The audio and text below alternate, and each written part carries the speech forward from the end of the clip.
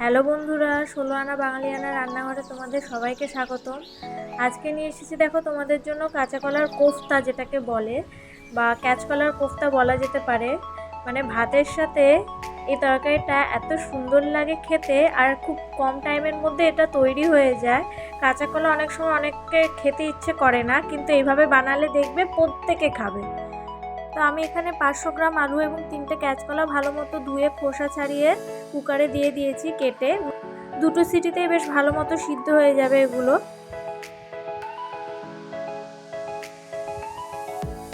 দেখো দুটো সিটিতেই সিদ্ধ হয়ে গেছে খুব ভালো মতো। এখানে দুটো মিডিয়াম সাইজের পেঁয়াজ বাটা নিয়েছি, একটা টমেটো বাটা নিয়েছি এবং আদা ও রসুন 1 চা চামচ করে বাটা নিয়েছি। এবার কোফতাটা বানানোর জন্য দেখো কাঁচকলা এবং আলুগুলোকে একটা বাটির মধ্যে নিয়ে নিয়েছি স্বাদ মতো নুন এবং দিয়ে দিয়েছি 1/2 চা চামচ মতো লঙ্কা গুঁড়ো। এখানে বাইন্ডিংয়ের জন্য আমি 3 চামচ কর্নফ্লাওয়ার ইউজ করছি, তোমরা চাইলে বেসনও ইউজ করতে পারো, তবে আমার কর্নফ্লাওয়ারটা বেশি ভালো মনে হয়, বাইন্ডিংয়ের কাজ খুব ভালো করে এবং খেতেও খুব ভালো লাগে। দেখো ব্যাটারটা আমাদের তৈরি হয়ে গেছে। এবার আমি এটা কোফতার মতো একটা শেপ দিয়ে দেবো। দেখে মনে হচ্ছে অনেকটা পাতলা হয়েছে, কিন্তু যখন আমি এটা ভাজবো তখন এটা ঠিক হয়ে যাবে, কোনো রকম ভাঙবেও না, কিছুই না। দেখো এখানে কড়াইয়ের মধ্যে আমি কিছুটা রিফাইন অয়েল দিয়ে দিয়েছি এবং একে একে কোফতাগুলো দিয়ে দেবো।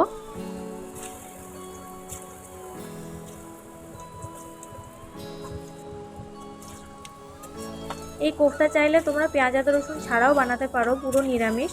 তবে পেঁয়াজ আদা রসুন দিয়ে বানালে এটা একটু বেশি ভালো লাগে খেতে। আমি পেঁয়াজ আদা রসুন ছাড়াও ট্রাই করেছিলাম, তবে আমার এর স্বাদটা একটু বেশি ভালো লেগেছে, যে কারণে আমি তোমাদের সাথে এই রেসিপিটা শেয়ার করছি পেঁয়াজ আদা রসুন দিয়ে। আমি পেঁয়াজ আদা রসুন ছাড়াও তোমাদের সাথে রেসিপি অবশ্যই শেয়ার করব। দেখো এই করে মোটামুটি সমস্ত কোফতাগুলি আমি একে একে ভেজে নিয়েছি।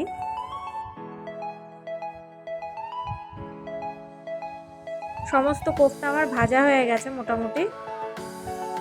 এবার ওই একই তেলের মধ্যে আমি 1 চা চামচ মতো চিনি দিয়ে দিয়েছি, এতে কোফতার কালারটা বেশ সুন্দর আসবে, লাল মতো আসবে। এবার দিয়ে দিয়েছি 1/2 চা চামচ মতো জিরে এবং একটু ভাজা হয়ে গেলে তাতে বেটে রাখা পেঁয়াজটা দিয়ে দিয়েছি। এবার এই পেঁয়াজটা মিনিমাম 2 থেকে 3 মিনিট আমি লো ফ্লেমে খুব ভালো মতো ভাজবো। ভাজা হয়ে গেলে মোটামুটি এটার মধ্যে আমি আদা রসুন বাটাটা দিয়ে দেবো এবং এটা আমি লো ফ্লেমে বেশ ভালো মতো 2 থেকে 3 মিনিট খুব ভালো মতো ভেজে নেব। মশলাটা ভাজা হয়ে গেলে এতে আমি টমেটো বাটাটা দিয়ে দেবো এবং এটাও আমি বেশ কিছুক্ষণ ভাজবো, যতক্ষণ না তেল ছেড়ে দিচ্ছে মশলাটার থেকে। দেখো বেশ হালকা হালকা তেল ছেড়ে দিয়েছে। এই পর্যায়ে আমি মশলাগুলো একে একে দিয়ে দেবো। 1/2 চা চামচ হলুদ গুঁড়ো, 1/2 চা চামচ জিরে গুঁড়ো এবং 1/2 চা চামচ ধনে গুঁড়ো দিয়ে বেশ ভালো মতো মশলাটা কষিয়ে নিয়েছি এবং দিয়ে দিয়েছি 1 চা চামচ মতো কাশ্মীরি গুঁড়ো লঙ্কা।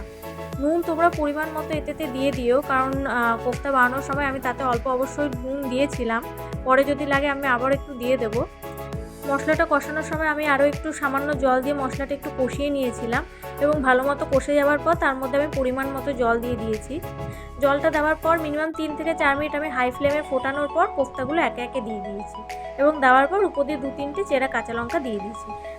তোমরা অবশ্যই কোফতার রেসিপিটা একবার হলেও বানিয়ে দেখো এবং কেমন হয়েছে আমাকে জানিও, এবং ভালো লাগলে সাবস্ক্রাইব করে আমার পাশে থেকো। টাটা।